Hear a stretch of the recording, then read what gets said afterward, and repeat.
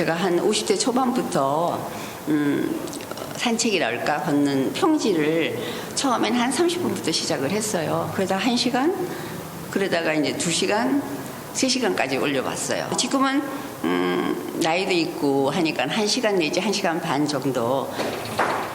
오랜 시간 걷기 운동을 생활화하며 무릎 건강을 지켜왔다는 정윤 씨.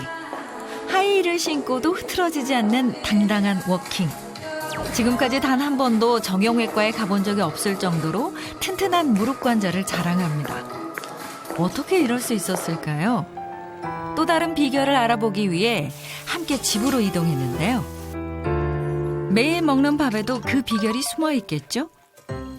어릴 때 이제 콩나물을 먹으면 키가 많이 잘 자란다 이래갖고 어릴 때 많이 먹고 또 저도 제 자식들한테 콩나물을 열심히 먹이다 보니까 또 관절에도 좋은 것 같아갖고 지금까지 콩나물을 잘 먹고 있습니다.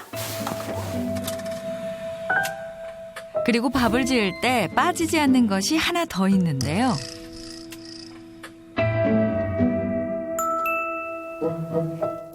수돗물 대신 사용하는 갈색물. 이건 뭔가요? 웃을 끓인 물입니다. 저는 생수 대신에 이 웃을 끓인 물로 식수로도 마시고 그리고 밥할 때도 이 웃을 끓인 물을 넣어서 밥을 짓고 있어요. 콩나물에는 철, 카로틴, 칼슘 등의 성분이 다량으로 함유되어 있어 빈혈 예방, 관절염, 골다공증 예방에 도움이 되는 식품입니다.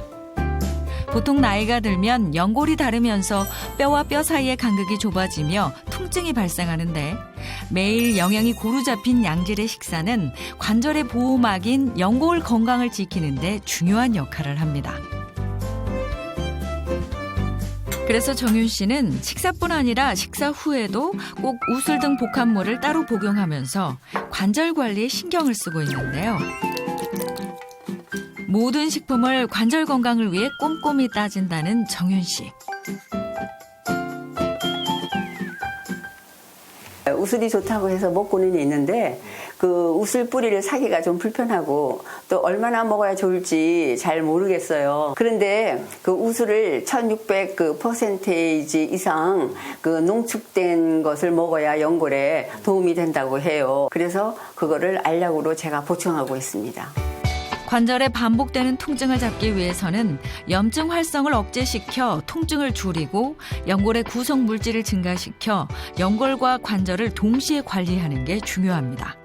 관절 염증은 관절 연골 기질의 분해 요소를 활성화시켜 관절 연골의 구성 성분인 콜라겐, 히알루론산, 콘드로친을 분해시키게 됩니다. 그러면서 관절 연골이 손상되면 녹기 시작하게 됩니다.